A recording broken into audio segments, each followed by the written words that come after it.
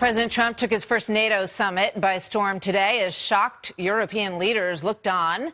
He called on nearly 24 of our closest allies to pay their fair share towards defense in their countries.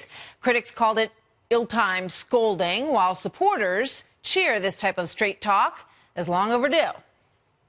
I have been very, very direct with Secretary Stoltenberg and members of the alliance in saying that NATO members must finally contribute their fair share and meet their financial obligations. But 23 of the 28 member nations are still not paying what they should be paying and what they are supposed to be paying for their defense. Over the last 8 years, the United States spent more on defense than all other NATO countries combined. And you, and you, and you, and you. He might as well have been pointing down the line there. Dr. Charles Krauthammer, nationally syndicated columnist, and Fox News contributor, joins us now. Charles, good to have you here tonight. Good to be here. What did you make of that moment? Well, I think we're looking at the wrong thing. I think the scolding was unnecessary, although it has a long history. American congressional leaders going back to the 50s have complained about NATO's lack of contribution, lack of support. There's nothing new there. But what was new, and I think the real headline was, that after everything had been teed up for the President of the United States to reassure NATO that we would stand with them, the President refused to say the simple phrase, "We will honor Article 5, which is that if one of us is attacked, all of us is attacked." And the fact that he was speaking at a ceremony to commemorate the fact that it's only been invoked once, when the European states, which he pointed out, he pointed it out, but that's not why he was there, to remember some history. The reason he was there was because he campaigned talking ambivalently about NATO, saying it was obsolete, threatening American withdrawal.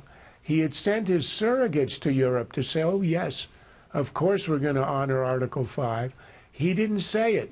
It's the omission that is the huge news here, and it's fairly incomprehensible, because it means that whatever deterrent exists from the United States is thereby weakened by simply not saying the phrase everybody was waiting for. All right. But let me posit this. This is a president who, everybody knew what the attitude was going to be when he arrived there, right? I mean, he spoke a lot about what he saw as the shortcomings of NATO. And you have them all lined up there. They have not done, it's an alliance. So an alliance means that it's an agreement. Part of the agreement is that everybody finds a way in the budget of their country to carve out enough money to give 2% towards their own defense so that the alliance works, right? The other part of this alliance that has been missing in the minds of many people is that they have been attacked time and time again by Islamic radical terrorists. They've lost hundreds of people on their own soil. And so he got three things. He got them to sort of come towards the idea of paying their fair share. He got them to agree to better intelligence sharing in a new unit that they said that they would construct. And he got them to agree to be part of this coalition that will fight ISIS as a group. So, do you not see those as small victories at the very least? Small, extremely small, and very symbolic, very little substance. NATO was not constructed to fight terrorism. But that happens to be the where we live right now. I mean, that's the threat that faces them that is more immediate than any other.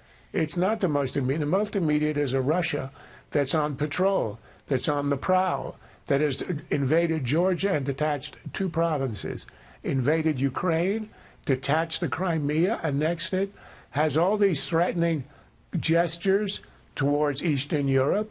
Estonia is defenseless. Understood. If the Russians decide to take it over. But if you talk about strengthening NATO, aren't you talking about strengthening NATO on that front as well? I mean, Russia does not want to hear that we are encouraging everybody to pay their fair share and that we're looking to strengthen NATO, because they know what that means, no? We're talking about a relatively trivial difference. We're talking about roughly $100 billion. The GDP combined of NATO is about $30 trillion. That $100 billion is not going to make a dime's worth of difference if there's any invasion. What makes a difference, what deters the Russians, is not that Estonia, which happens to pay 2%, will pay 2.5%, which will get you lunch. No, but it is symbolic, and that symbolic is important. It's pay-in, it's commitment, it's understanding that you are in this together, that you are part of an alliance when you make sacrifices at home in order to do what you promised you would do, to be part of that very important alliance. Look, we have had this chronic problem of America paying an unfair share since the founding of NATO in the 40s. There is nothing new here.